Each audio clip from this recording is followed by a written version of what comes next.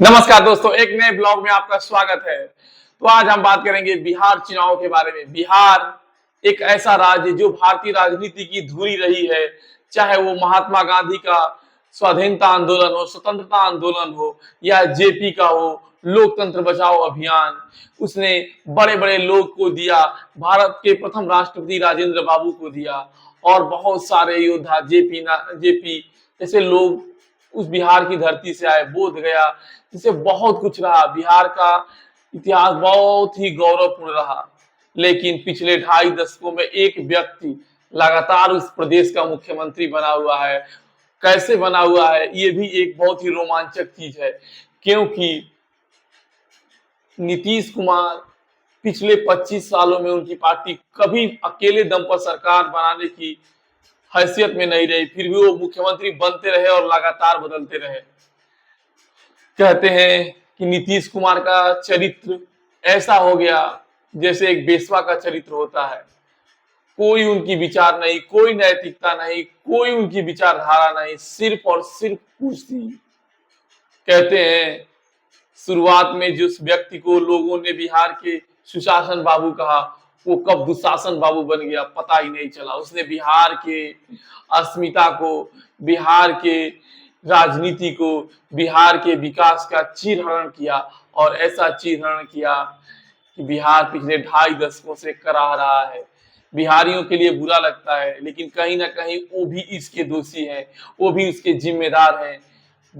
देश के हर हिस्सों में, दिल्ली, बंबई, मुंबई, कलकत्ता, साउथ के जितने डेवलप शहर हैं, हर जगह बिहारी लेबर के रूप में रहते हैं। अपमान, तिरस्कार, बेइज्जती की प्रकाष्ठा है, लेकिन पेट की भूख, 2 पैसे कमाने की आस में वो हर दुख, दर्द और तकलीफ और बेइज्जती सहते रहते हैं, लेकिन उनकी दिमाग कभी नहीं खुलता। लोग कहते हैं कि बिहारी जो पढ़े लिखे थे, जो समझदार थे, जो शक्तिशाली थे, उन्होंने बिहार छोड़ दिया। जो हाई एजुकेटेड थे, वो दुनिया के दूसरे देशों में शिफ्ट हो गए। जो उससे मिडिल क्लास के थे, जो पढ़े लिखे लोग थे, वो देश के अन्य भागों में चले गए, और कम पढ़ा लिखा बिहारी बिहार में रह गया। लेकिन क्यों रह गया, उसके लिए कौन जिम्मेदार था? तो जिम्मेदार थे पिछले 70-75 सालों में शासन करने वाले व्यक्ति। पिछले 40 सालों में तो जबरदस्त त्राहिमाम रहा है बिहार में। 2 व्यक्ति या 2 व्यक्तियों का परिवार देश पर, इस प्रदेश पर राज करता रहा है, खासकर लालू प्रसाद यादव और नीतीश कुमार। लालू प्रसाद यादव ने जंगल राज दिया, और नीतीश कुमार ने कमंडल राज दिया, झंडल राज दिया, एकदम बवंडर राज दिया। बिहार के लोगों की उम्मीद टूट गई। लेकिन बिहारी एक बात पर अडिग है कि उन्हें वोट देना है तो जातिवाद पे देना है, उनको वोट देना है तो अनपढ़ता पे देना है। उनको न शिक्षा चाहिए, न स्वास्थ्य चाहिए, न बेहतर सुविधाएं चाहिए, न कल चाहिए, न कारखाना चाहिए। उनको सिर्फ और सिर्फ अपने जाति का, अपने समाज के व्यक्ति को मुख्यमंत्री बनाने में खुशी चाहिए।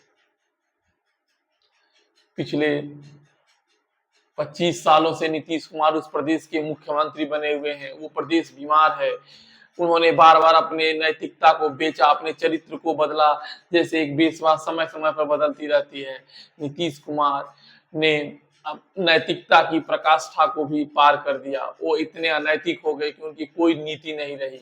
और फिर विधानसभा में उन्होंने बिहार की महिलाओं की जो अपमान किया, वो तो जाहिलता की प्रकाष्ठा थी। लेकिन उसके लिए नीतीश कुमार जिम्मेदार नहीं है, बल्कि बिहार के लोग जिम्मेदार हैं।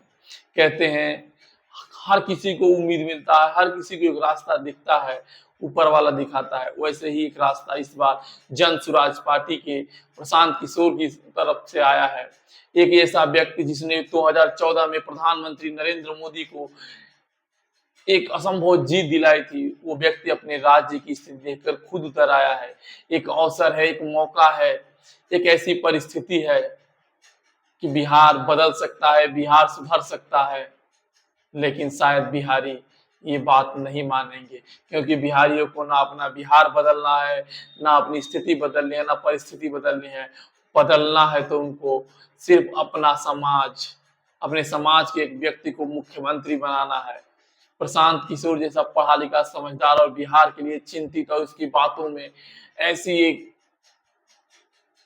तड़प है अपने राज्य के लिए, तो उसे एक अवसर देना चाहिए बिहारियों को।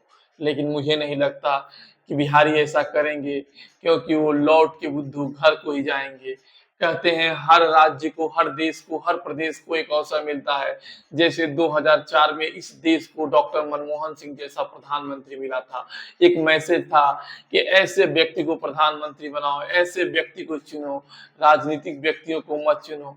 लेकिन देश की जनता को ये मंजूर नहीं था, क्योंकि डॉक्टर मनमोहन सिंह जैसे लोगों को प्रधानमंत्री क्या, अपने दम पर सांसद और विधायक भी नहीं बना सकती है देश की जनता, जिन्होंने इस देश के लिए इतना काम किया है।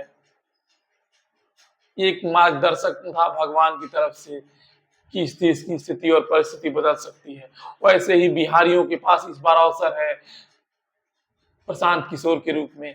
अगर उस अवसर को वो लपकते हैं जाति, धर्म, राजनीति से ऊपर उठकर प्रशांत किशोर को बिहार के बदलाव के लिए, बिहार के विकास के लिए, बिहार की समृद्धि के लिए और बाहर जाकर वो अपमान और बेइज्जती को खत्म करना है, तो बिहारियों को प्रशांत किशोर को मुख्यमंत्री बनाना होगा।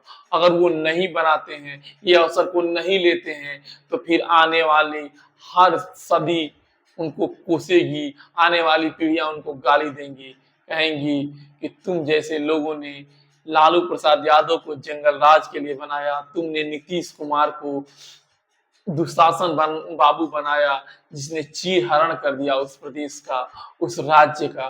पिछले 25 सालों में इधर उधर बदलते रहे, पलटू राम उनका नाम पड़ता रहा। लेकिन क्या बिहारी इस बात को मानेंगे, ये तो देखने वाली बात होगी। क्योंकि कहते हैं ना, चाहे कितना भी बदल जाए, जाहिल जाहिल होता है, अनपढ़ अनपढ़ होता है। नाम नहीं लूंगा। जय श्री राम। नमस्कार।